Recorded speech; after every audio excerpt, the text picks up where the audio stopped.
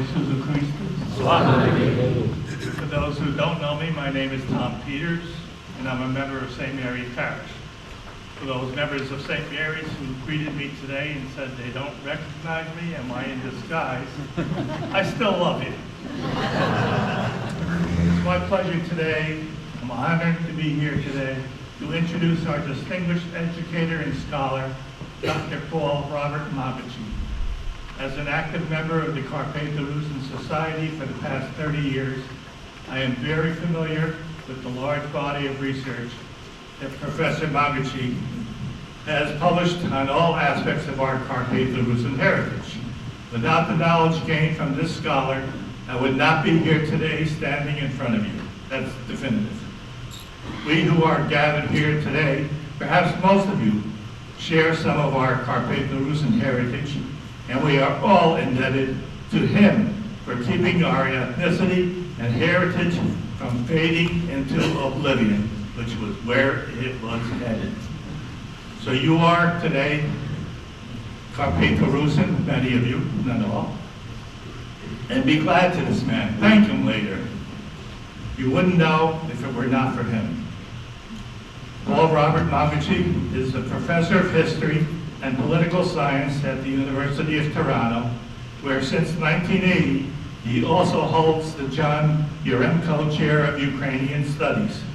He completed his education at Rutgers University in 1966 with a BA. He got his MA in 1967 from Princeton. He got his MA in 1969 and his PhD in 1972 from Harvard University, where he was also a Society of Fellows from 1976 on. Professor Magocsi is the author of over 900 works, including 41 books, primarily in the fields of political, cultural, and religious history, sociolinguistics, bibliography, cartography, immigration, and ethnic studies. Among the most prominent of these publications are The Shaping of a National Identity, Subcarpathian Rus, 1848 to 1948, by Harvard University Press in 1978. Also, Galicia, a historical survey and bibliographic guide, published by the University of Toronto Press in 1983. Historical Atlas of East, Central, and Central Europe, published by the University of Washington Press, 1993 to 2002. A History of Ukraine, the Land and its Peoples, University of Toronto Press, 1996, 2010. Of the Making of Nationalities, There Is No End, and we Rusins know that one. 2 volumes, Columbia University Press, 1999. The Roots of Ukrainian Nationalism, University of Toronto Press, 2002. Ukraine, An Illustrated History, University of Toronto Press, 2007. This Blessed Land, Crimea and the Crimean Tatars, University of Toronto Press, 2014. With Their Backs to the Mountains, A History of the Carpathian Rus and Carpatho-Rusins, by Central European University Press, 2015. Jews and Ukrainian, Millennium of Coexistence, co-author he was, in the University of Toronto Press, 2016, and Carpathian Rus, a Historical Atlas in 2017. He is also the editor-in-chief of the Encyclopedia of Canada's Peoples, University of Toronto Press, 1999, co-author and main author of the Encyclopedia of Rusin History. We have our own encyclopedia. We do have a history. We do have a culture. Amen. Professor Magocsi has taught at Harvard University, Hebrew University in Jerusalem, Prešov University in Slovakia, and on 5 occasions was historian in residence at the Max Planck Institute for Social Anthropology in Halle, Germany. He was a permanent fellow of the Royal Society of Canada, Canadian Academies of Arts, Humanities and Sciences, 1996. A member of the Polish Academy of Arts and Sciences in Krakow, Poland, 2023. He has been awarded honorary degrees from Prešov University in Slovakia, and from Kam'янets-Podilsk National University in Ukraine. His landmark book, Our People, Carpatho-Russians and Their Descendants in North America, has just been released in a new and expanded edition, which you can buy here in the corner, and our speaker will be glad to autograph it for you. And I hope today, equally exciting, is his anticipated book on the artists of the Trans-Carpathian School, which he will talk about briefly today. And I hope that you will give a warm welcome to our distinguished scholar, Dr. Paul Robert Magocsi.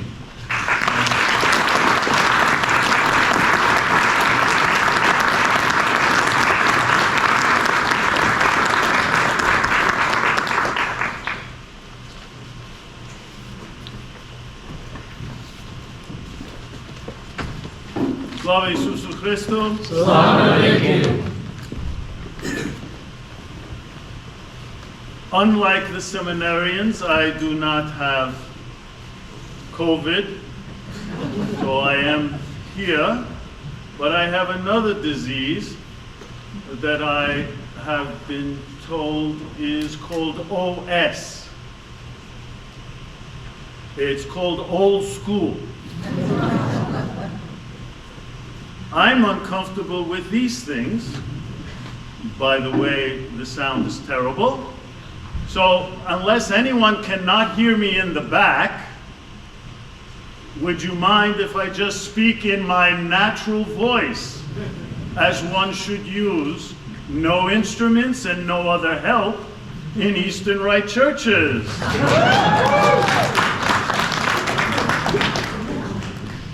I actually just thought of that. There were so many people in black out here, I had to do something. Thank you very much for that introduction, and thank you very much for this invitation. This is not the first time I've come to New Jersey in the context of Byzantine Rite priests. Many years ago, in the early 1970s, I was invited by Bishop Dudik to participate in a retreat. So I have some experience with you people, to say the least. Now, it is also true that, as you've heard from, unfortunately, that terribly long list, which Tom dutifully read, though I asked him not to, of various books dealing with political history, church history, language, etc.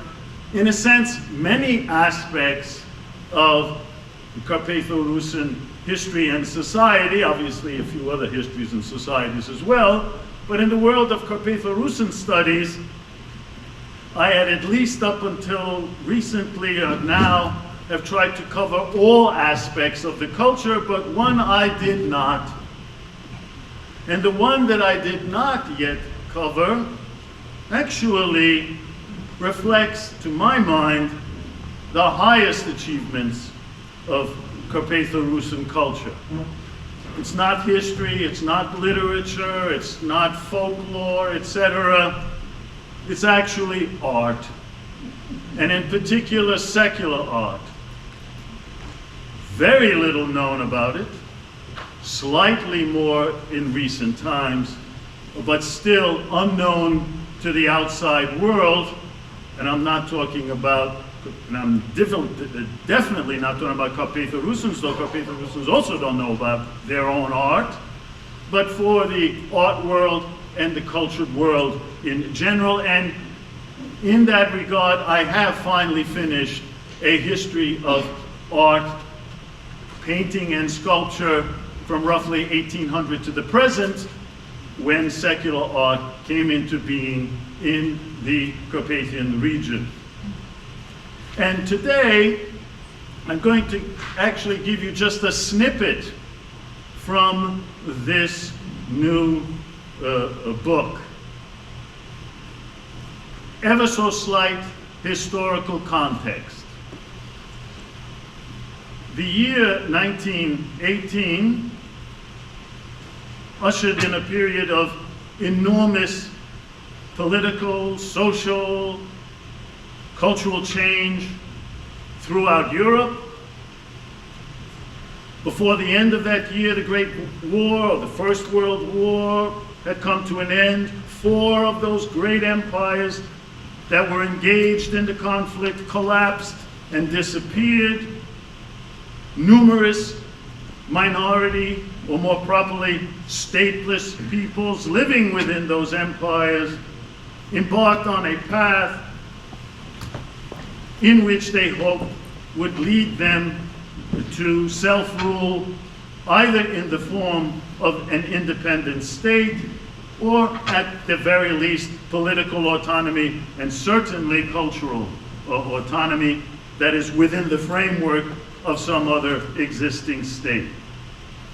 And among the empires that ceased to exist was Habsburg-ruled Austria-Hungary.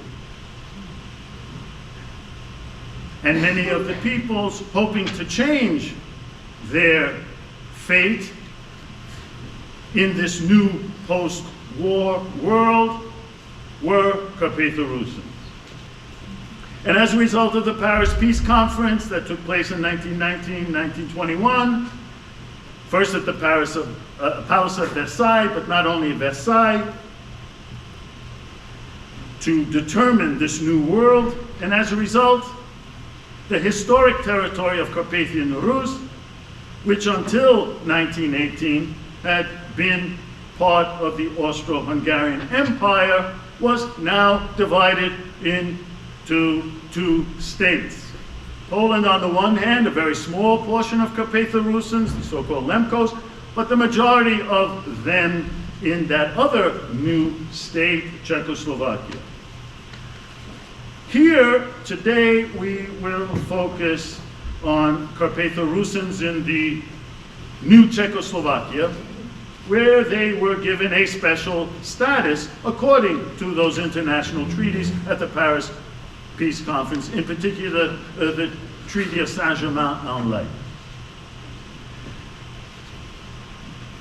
Unlike or under Czechoslovak rule, this interwar Subcarpathian Rus, remember when we first started teaching, we could always talk about the interwar, and we all know we were talking about the 1920s and 1930s, because the only century we were in was the 20th century, but now we actually have to say the interwar period of the 20th century, because can you imagine we're in the 21st century? I still mix them up, by the way, but then after all, I have OS. The point is that in this interwar period, within Czechoslovakia, Subcarpathian Rus underwent a cultural renaissance that took many forms: the expansion of the educational system, the creation of literary works in Rusin and in cognate Slavic languages, theatrical performances by professional and numerous amateur companies, concerts of choral and orchestral works, the construction of large-scale projects in the most modern architectural styles, and the appearance of a wide range of cultural, scholarly, and civic-minded newspapers, journals, and books. A true explosion. Prominent in this cultural renaissance were artists. And from the outset, the most important of them, and I've put some names on the board, which you probably won't be able to see, and I'm very sorry, as an OS person, I don't use, I will show pictures, however, thanks to the presence of our very dear colleague, Maria Silvestri, because without her, we can't do many things, and I can't even show you pictures without her. The point is, the most important of these artists were 3, Josef Bokszaj, Adalbert Erdely, and Fedor Manilov. And together, they formed the core of what came to be known as the Subcarpathian School of Painting. The Subcarpathian School of Painting, sometimes referred to as the Subcarpathian Barbizon. if there's time for questions and you want to know what Barbizon is and why the Subcarpathians were called that, I'll answer that. It was Bocskai and Erdei, of those three, who came up with the idea of creating a group of painters who would set out on a patriotic mission to promote their Carpatho-Rusin homeland, and that in turn inspired their own creative activity. That very idea was best summed up in an interview done in the early 20s with one of these three painters, Josef Bocskai, and I'll just quote him just to give you an idea of what inspired these people. And he said, "Our homeland provides us with an inexhaustible body of material to be reworked artistically. Its mountains, valleys, and people have no equal anywhere in the world." How's that for pride? "I am convinced that if we can capture, and if we can express through art the full natural beauty of our region, as well as our Rusin spirit, then we will have created an art that is unique to Subcarpathian Rus."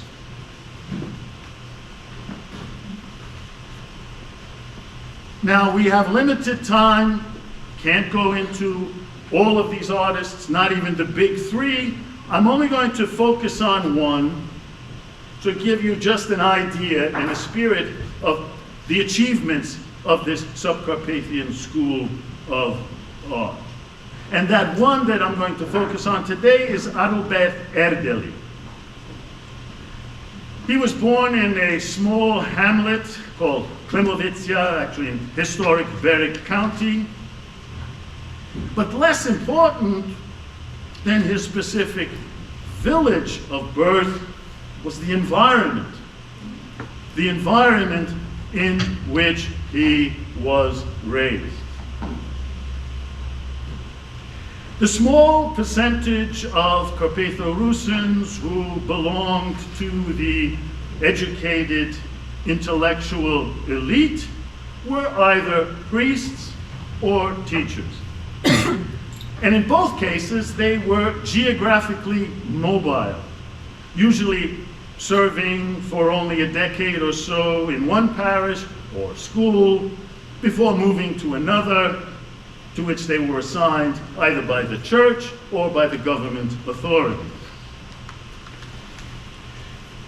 Bocskai, for instance, was a typical one of these painters. He came from a long line of Greek Catholic married priests who mostly served parishes in small Carpatho-Rusin inhabited villages. But unlike him, Adalbert Erdeli was typical of that element of Carpatho-Rusin inhabited villages and of the elite that was raised not in villages, but in the region's small but multi-ethnic and cosmopolitan cities. And yes, they were cosmopolitan. The artist's very name reveals the complexity, or one might preferably say cultural richness, of Carpatho-Rusin society. So, for example, if you look him up, it's going to be a little bit confusing in the beginning. Why? Because published sources refer to him in Hungarian as Béla Erdei, in Czech or Slovak as Vojt or Vojtech Erdeli, in Rusin as Adalbert Erdeli, and in Ukrainian as Adalbert or Béla Erdeli.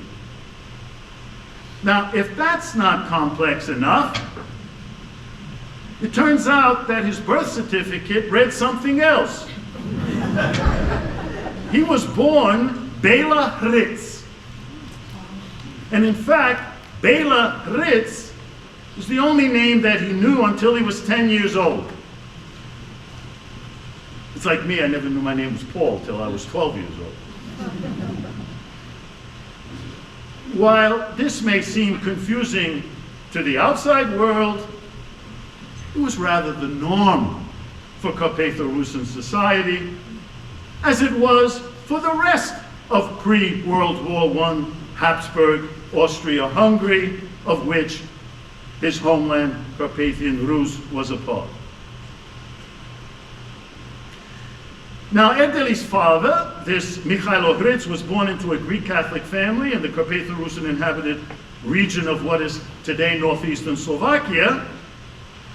His mother, Ilona Zeiss, was born into a Roman Catholic family of ethnic Germans, Schwabe, as they were known, and are still known when referring to ethnic Germans in Transcarpathia. And she was living in the suburbs of Mukachevo. In 1901, the year before he was transferred to a new teaching post, I'm now speaking about the father, who in 1901, Mikhailo Hryc goes to Mukachevo. Just a year before, he changes the Rusin family name Hryc to the more Hungarian-sounding Erdély. That word, which roughly means forested land, does describe much of the topography of Carpathian Rus. By the way, it is also the Hungarian name for the principality in the eastern part of the historic Hungarian kingdom, Erdély, which you've encountered very recently this week in a form that you wouldn't expect, because it's always referred to, I believe still, at Halloween. Erdély means Transylvania, the land of vampires.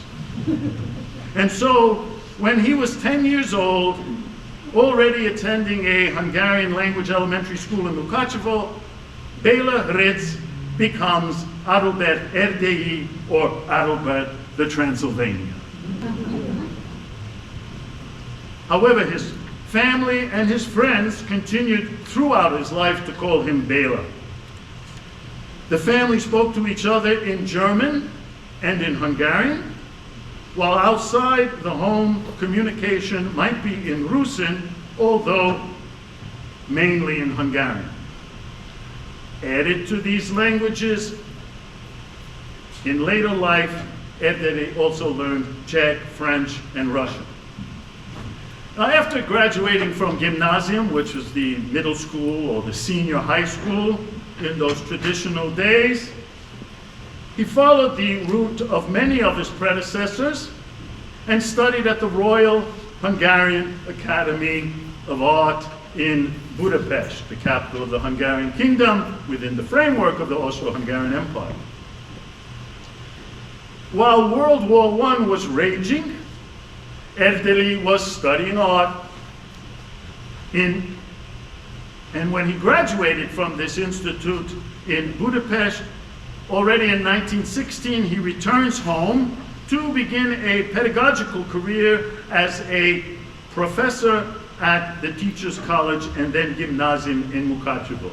Traditional European setting, gymnasia, senior high schools, the teacher is not a teacher, the teacher is a professor.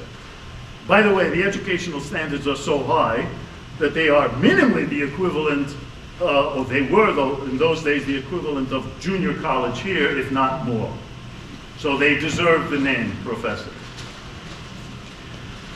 The new political and social circumstances resulting from the collapse of Austria-Hungary in late 1918 and the onset of rule over Subcarpathian Rus by the new Slavic-oriented state of Czechoslovakia were actually disconcerting for many people living there. Why? Because that upset the Hungarian world in which Erdély was formed. Nevertheless, he did not change.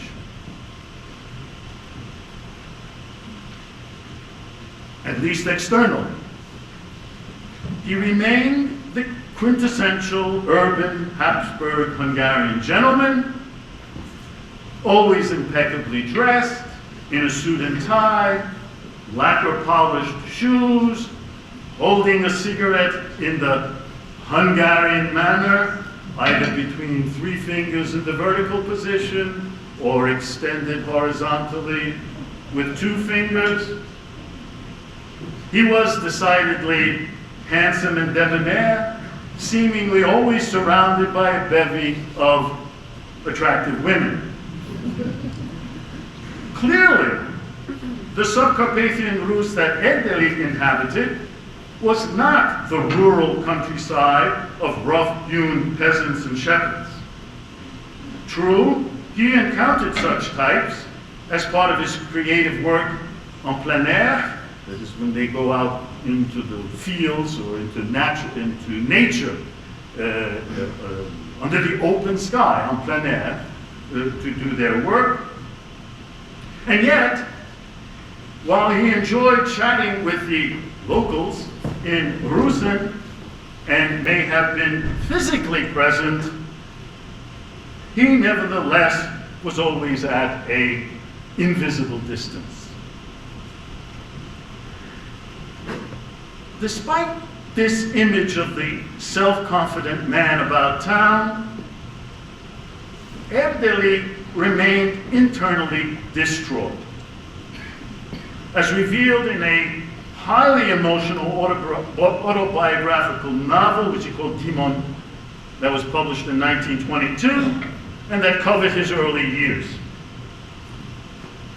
A kind of kindred soul to Lord Byron's literary hero Manfred, Erdely's fate was to embark on a never-ending search to create something new. And that search became the driving force behind his Wanderlust, uncontrollable moving around, in which he was determined to learn about the art world beyond his homeland. Departure was inevitable. Taking advantage of his native German-speaking ability, in 1922, Erdely set off for Germany, where he was to remain for the next 4 years, mostly in Bavaria's historic capital, Munich. By the way, while he was in Munich, one of his models that he used, he came to meet her father, who was working for a leading German newspaper at the time, the Münchner Augsburger Abendzeitung. I mention this simply because the father, this editor, or this person at the newspaper, arranged for an exhibit of Erdely's works, still at this young age, at the Glaspalast, which was like one of the major exhibit halls in Munich in the 1920s.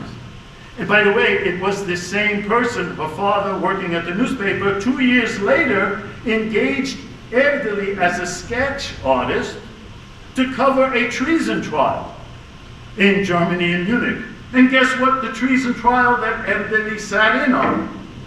None other than the treason trial against Adolf Hitler and General Ludendorff. Now, the 1920s were a politically turbulent but artistically experimental time in Germany, known as Weimar Germany, and it was there that Erdely not only immersed himself in the Renaissance and Baroque masters, whose works filled the walls of Munich's famed Pinakothek Museum, but also where he absorbed the creative methods of 2 groups of young idealistic artists, Germans, known as Die Brücke and Die Blaue Reiter. Considered the main forces of German expressionism at this time, the work of these 2 schools was distinguished by the following characteristics: rendition of human forms with geometrical simplicity, inspiration from the lives of peasants and artisans, exotic lands, and children's drawings. Also the use of maximalist color contrasts, and the belief that through painting they could create a better world. Now, Erdely's works from this period do indeed reflect the dark, brooding side of the post-war German world in which he found himself.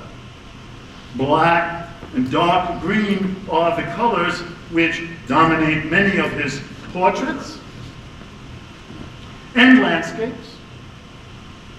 And whereas Erdely embraced with joy the nude female, which all artists have to work with, in the Munich period, what otherwise could be a depiction of sensuous rapture became instead a figure buried in dark, billowy clouds and threatened by oversized claw-like figures of an anonymous human hand descending from a dull yet forebodingly empty orange sky.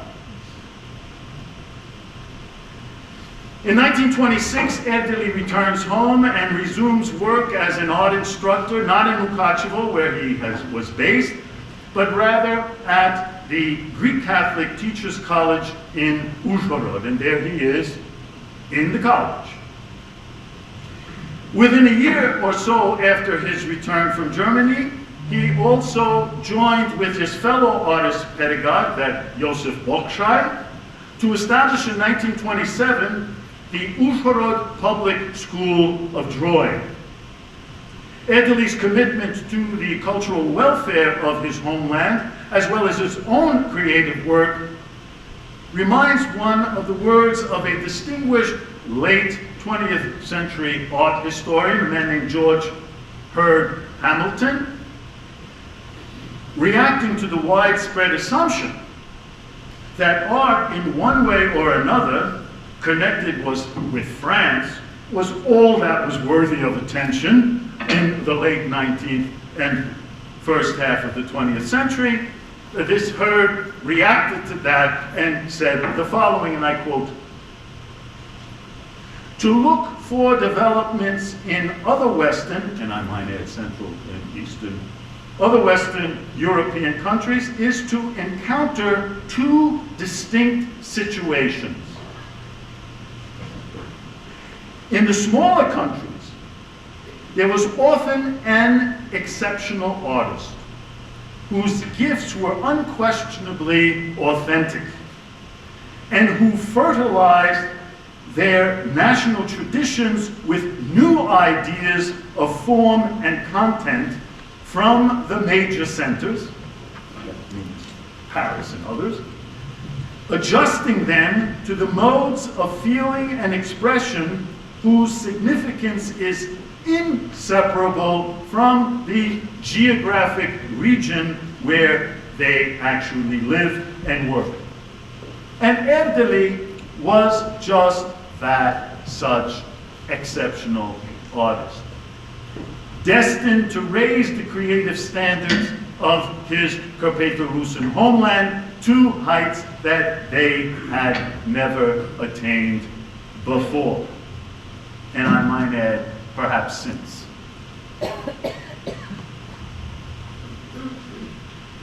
It was after his return from Germany that Erdely created some of his best renderings of human figures. On the one hand, he managed to capture and reflect, through a rich tapestry of color, the poverty-stricken life of a Roma mother and her daughter. On the other, the poised calm of a young artist in her comfortable domestic sitting room. These two works that we've just looked at were among 50 put on display in 1929 at a personal exhibit that Erdely was able to hold in the Czechoslovak capital, Prague, and that helped to catapult Erdély to the national attention of Czechoslovakia. It also enabled him to obtain a fellowship from the Czechoslovak Ministry of Education to study abroad. Actually, this was planned, he was supposed to go away for 6 months, so he got this sabbatical from teaching, which all professors long for. And some of them do something during the sabbatical. So he got a 6-month sabbatical, but he managed to swing it and it lasted for 2 years. This time he didn't go to Germany. He went to France, and in particular to the world's greatest magnet for modern artists. This is true, Paris. Now, ever since his teenage years, Erdély had a deep love for classical music. By the way, he was a cellist, proficient enough to perform in orchestral ensembles. It was due to his preoccupation with music that he met in Paris the renowned harpist, a man named Pierre Jamet, renowned at the time. I had to go to Grove's Dictionary of Music to find out who this Jamet was, but yes, he was well known. Through his acquaintance with this Jamet, who by chance happened to be a close friend of the composer Claude Debussy, Erdély was now drawn into some of the highest echelons of France's cultural life.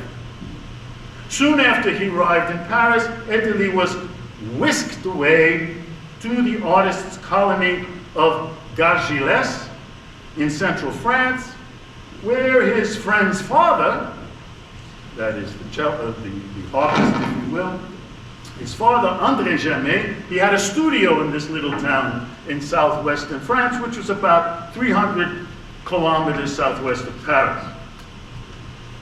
By the way, this Gargilles was, quote-unquote, discovered in the first half of the 19th century by the writer Georges Sand, who spent several weeks of ecstatic joy with her lover at the time, the renowned Polish composer Frédéric Chopin.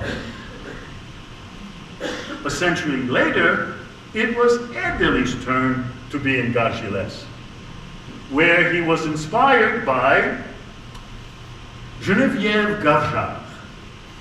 This Geneviève Gavjar was the daughter of the architectural advisor to the City Council of Paris, so maintaining circles in which he operated. Geneviève helped him, and this is where that was where he lived, and that was where his studio was in this Gargilles. This Geneviève helped him to speak French, among other things.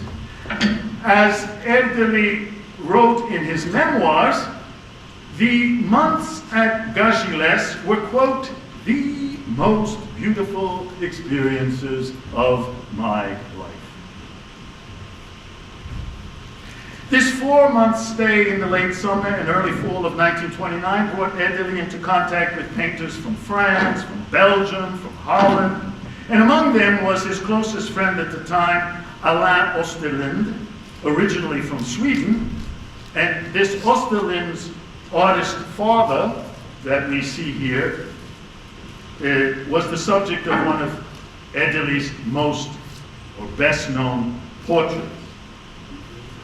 Now, aside from landscapes and genre scenes done en plein air in the countryside around Gargilles and the Creuse River Valley, Erdély continued to excel in portraiture. His subjects ranged from the real to the imagined. For instance, a depiction of himself as an almost effeminate dandy, a hauntingly depressed clown, or his fiancée back home in Uzhhorod, who he transformed from a pretty girl into an elegant woman. Regardless of her natural beauty, and this is literally what she looked like with him at that time, aside from her natural beauty and charm that clearly evident here, I think, in this contemporary photograph, Erdely rejected her pleas to go with him to Paris because, as he recalled in his memoirs, and I quote, she would be a hindrance to my artistic work.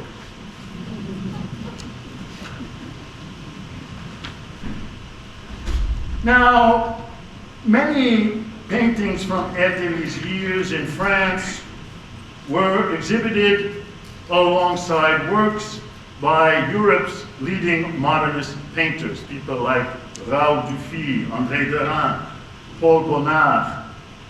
And where? At a prestigious gallery on the Avenue des Champs-Élysées, in the right smack in the middle of France, of Paris. This company was not surprising, since most of these artists, like Erdely, could, in the broadest terms, be classified as expressionists. Now, classifications of individual artists and movements, by their very nature, problematic.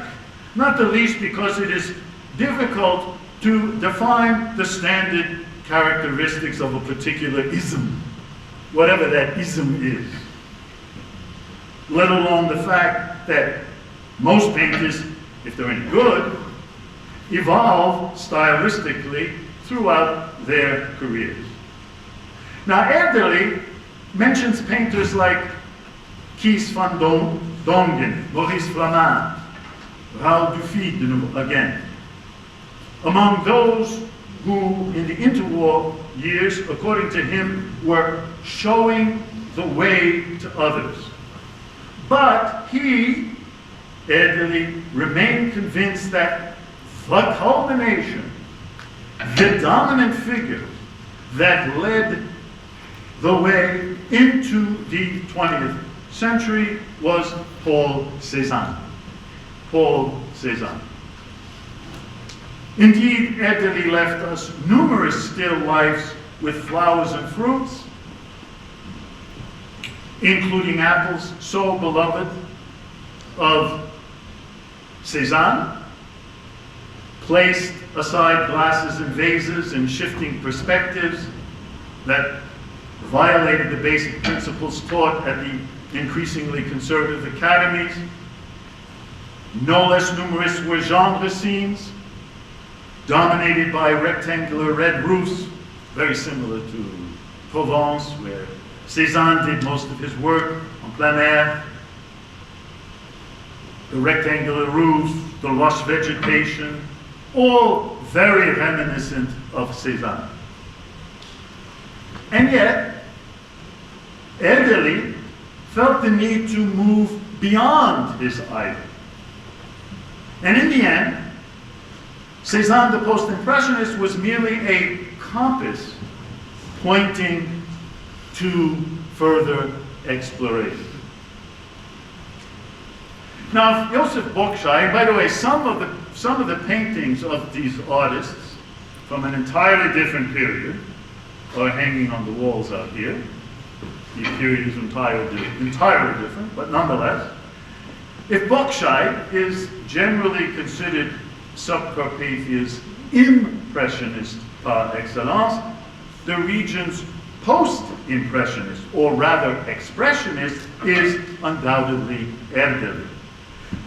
Drawing on all his experience in Central and Western Europe, Erdely's creative approach responded to the basic principles of expressionism,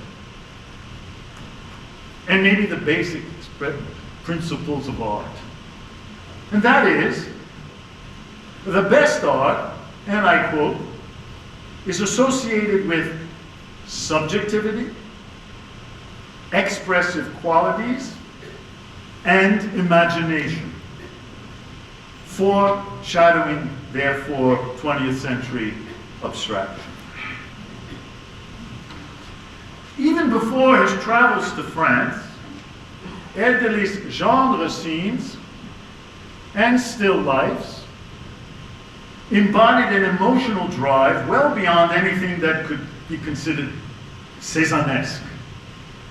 More powerful still were Erdely's no less than 125 Subcarpathian landscapes from the 1930s, in particular riverbanks, where every gnarled and mangled tree is in motion aside a seemingly placid river, animated not by ripples, but by broad swaths of jarring color meant to reflect the trees above. Much less foreboding, even ingratiating, are Erdely's portraits of his homeland's various peoples. Now, the interwar years in Czechoslovakia and Subcarpathian Rus were still a time, almost going back to the Middle Ages, when an individual's clothing, just what they wore, was a strong indication of their ethnicity. And those of Erdely's subjects drawn from the urban environment in which he lived, they were attired as city folk. They could be anywhere in interwar Europe. Or they could be close family members, as here, this is Mikhail Obritz, Erdely's father, or church hierarchs, political leaders of the various governments that ruled Subcarpathian Rus during the artist's lifetime, or ordinary inhabitants in the shops and on the streets of Uzhhorod. Undoubtedly more colorful, aesthetically inspired, and unique to the region were Erdely's depiction of those of its inhabitants, whether Carpatho-Rusins, Jews, Slovaks, and Roma. And so here, if we can go back, so here, his depiction of Carpatho-Rusins, Jews, Slovaks, and Roma. And it was the dress that they wore was allegedly typical. One could determine who they were without actually knowing. By the way, it's ironic that Erdely did not choose to depict, quote unquote, a typical Subcarpathian Hungarian, Magyar, or a quote unquote typical German Schwab, both of his origins or his mother's origins. Although a portrait of his mother, done when Erdely was still a student at the Art Institute in Budapest, might stand as an example of Subcarpathia's, shall I say, dour ethnic Germans or Schwabs.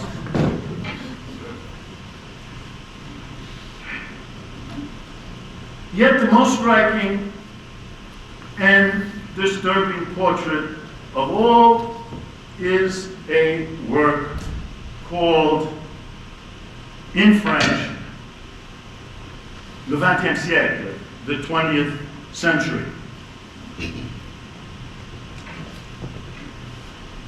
Like several other portraits of males, Erdely's attempt to depict on a flat surface a sense of internal emotional stress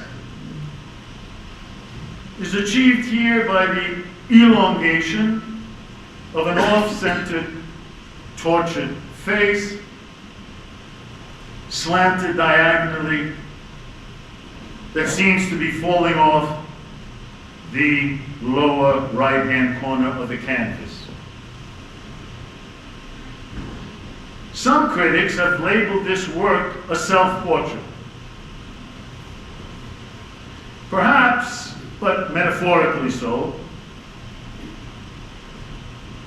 The reverse side of this work has the following Hungarian language dedication and series of verses in Erdely's own hand. So you had the portrait on the one, this was done in Paris. Well, this was done while he was in France. With the portrait on the one side, and then on the back, this is what's on the back. Written in Hungarian, which for him was the most comfortable language. a faithful Greek Catholic artist,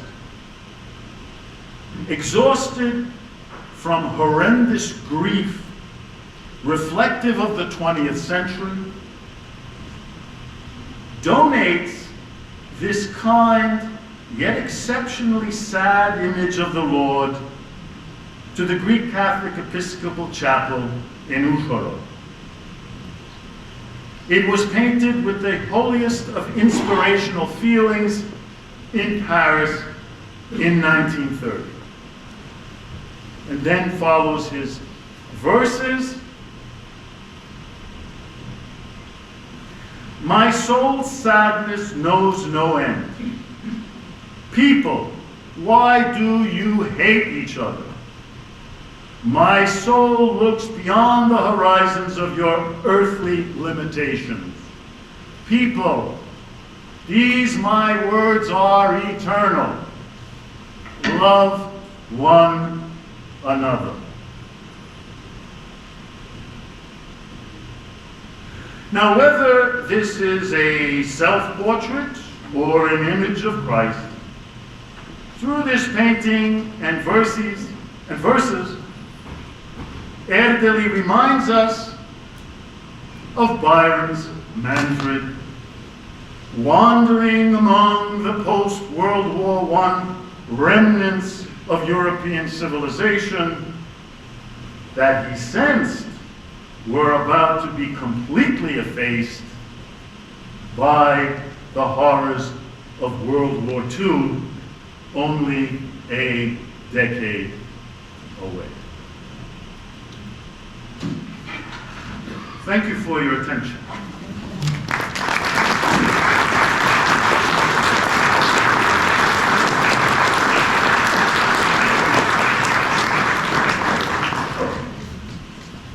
Is our host coming here because he didn't know when I was going to end? And look how I ended. Sitting in the back. I don't know, good, you want to see this thing. No, because you want to conduct something now, yes? Well, I want to ask if you'll entertain questions. That's what I thought you were going to ask. Yes, I will. Be pleased to entertain any questions. Of any kind, by the way. It doesn't have to be on art. Let's keep it to, intellectual, scholarly, or interest in Carpato-Russian things, but it doesn't have to be about art. Yes, ma'am. I don't think I need a microphone. That's Ms. Peters. Mrs. Peters, please. Can you briefly talk about the effect of the communist rule and how it affected Erdely? The question, if people haven't heard, is can I say something about the period of communist rule and its impact on Erdely? So the period of communist rule came after World War II, that our friend foresaw, and amongst the disasters that World War II brought was political implications of the onset of not only simply communist rule, but Soviet communist rule by annexation of Subcarpathian Rus in 1945 from what had been Czechoslovakia. The Soviets had an explanation for everything and a means of resolving all social problems. They were materialists. In religious terms, atheists. And they also had an ideological program for the way this should be carried out. And in the arts, in the late 20s, actually began in the very late 20s, but with a concrete statement by none other than Joseph Stalin, whom people don't realize was actually a poet, and he was a Georgian nationalist, very emotional. This was, of course, before he became a Bolshevik, but nevertheless, he was very interested in artistic production in the Soviet Union, He would go to ballet performances, theatrical performances, comment on the staging, etc. He would read, and he would write. I mean, he was, in many ways, kind of intellectual. And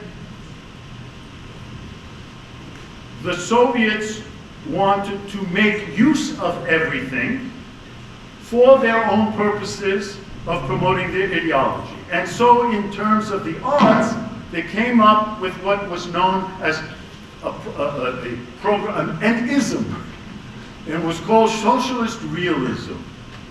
And that is, socialist realism, in short, was to use art very pointedly to bring a political and social message. And what was that political and social message? Well, now that wherever you are, if you have Soviet rule, everything has been resolved. You got a great life. You have a great job. You're taken care of through life. We're building socialism. And so the artists, whether they were writers, whether they were sculptors, whether they were painters, whether they were musicians, didn't make any difference. They had to create a form of art that was not like much of what we've just seen. Very personal, concerned with one's own emotions. How dare you, as an individual, do that? You have to be in the service of society. And therefore, what you paint or what you depict or what you write or what you compose has to be understandable, easy to read, easy to see, no abstract, forget it, not even expressionist, forget it. Simple, straightforward images, and if they can be happy peasants or woodworkers or whatever, so much the better, because they all live in a great society. Okay, so now the Soviets come in 1945 to Subcarpathian Rus. It is now the Transcarpathian Oblast of the Ukrainian Soviet Socialist Republic within the Union of Soviet Socialist Republics. The past is no good. This is a new world. The Soviets and Marxism, Leninism, and communism are bringing the new message. And everything from the past should be forgotten. And as I was just lecturing on this subject in a course on the history of Carpathian Russians, by the way, at the University of Toronto, one of the things, the three real problems in this traditional society, the so-called cultural baggage that had to be gotten rid of, is that private land had to be taken away and put into more efficient collective farms or state farms. So that was one. The second thing was, as I call it, de-Catholicization. You had to get rid of that Greek Catholic Church, no good, symbol of the past, and so they destroyed it.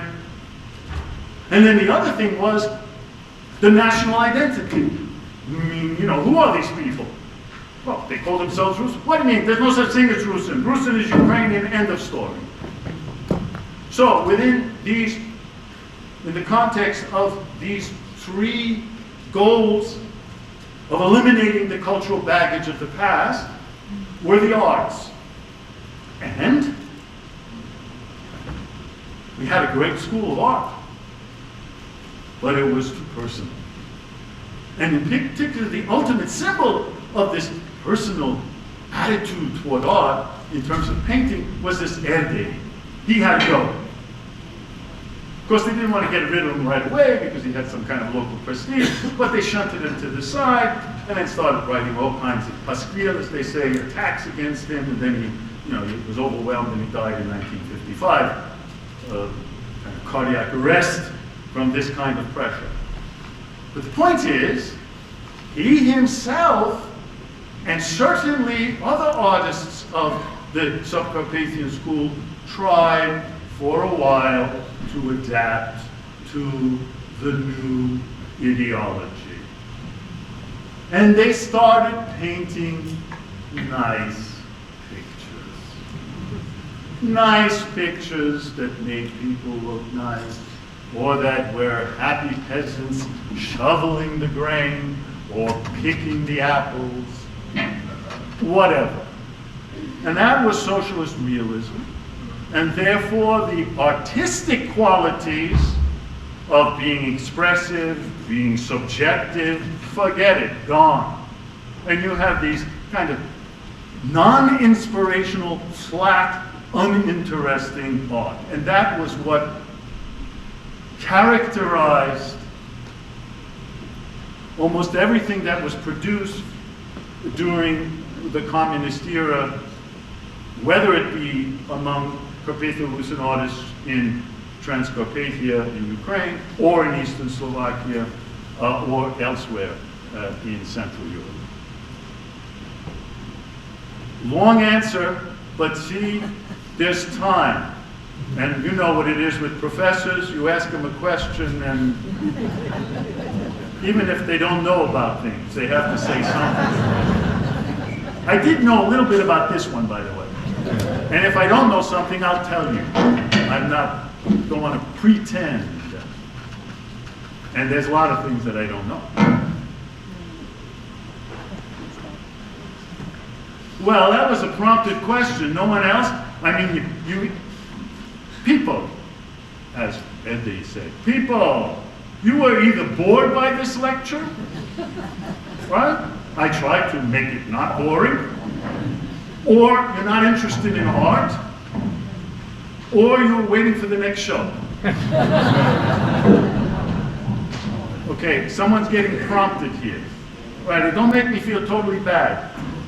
I think that what you say, Good, okay, there's a gentleman here and then we'll come to you.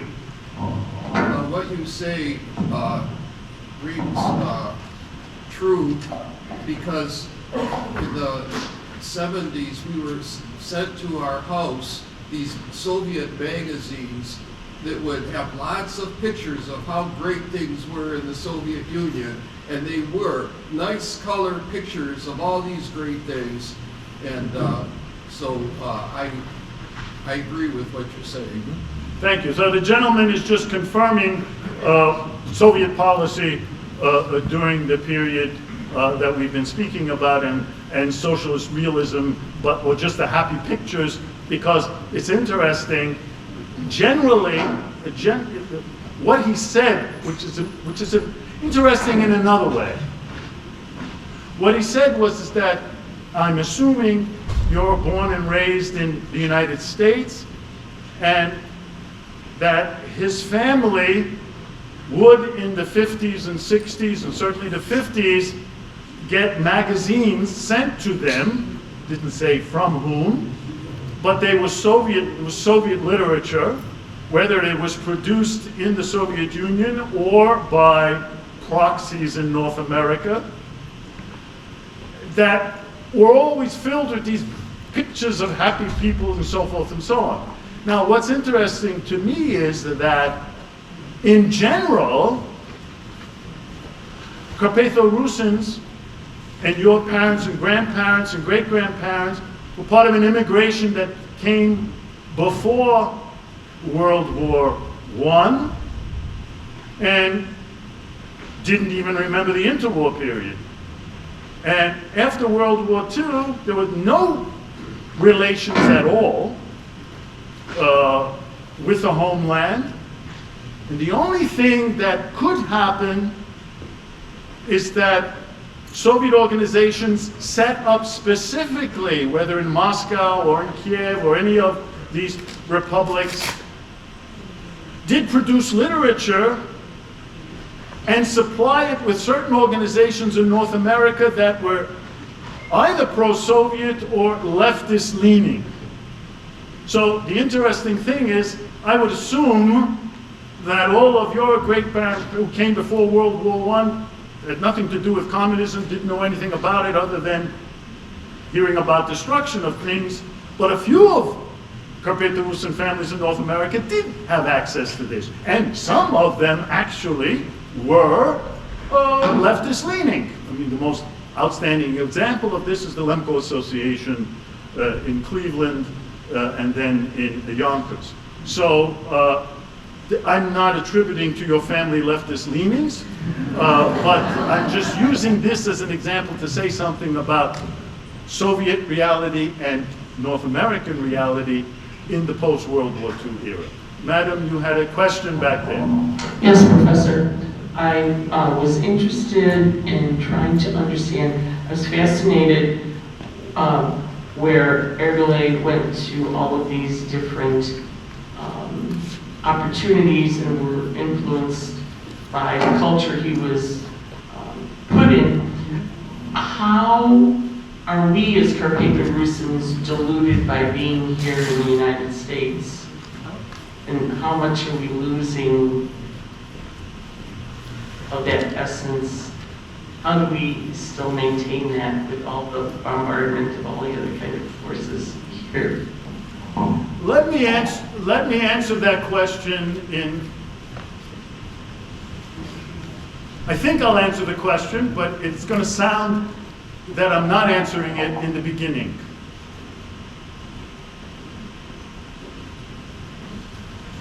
I had an epiphany, but unlike Saul, who was on the road to Damascus, when he had his, I had my epiphany in Mahanoy City, Pennsylvania. I am not joking. And what was that epiphany? The epiphany was, as I'm giving a tour of Mahanoy City, this was maybe 3-4 years ago, by a close colleague, vice president of the Carpatho-Rusin Research Center, teaches Russian at the Air Force Academy out in Colorado, Nick Kupensky. He was at the time writing a study about, and this fits into where I'm going, about a Greek Catholic priest in Mahanoy City for close to 20 years,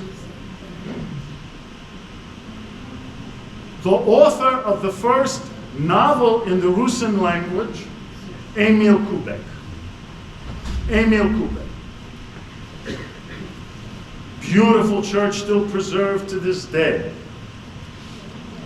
As we're walking around, and I'm having this visit to not quite a totally destroyed Rust Belt northeastern city, but nonetheless, clearly not as it was in its prosperous days. You know how it is in North America? All of these little towns, even like a place like Proctor, Vermont, where my forebears come from, they have somewhere in the town a castle, or what they call a castle. It's usually sitting up on top of a hill, and this was where the richest person in the town lived. And everyone remembers this richest person, even if, and they're told about it generations upon generations. And almost always this richest person is some WASP, right? And so, who was the richest person in Mahanoy City?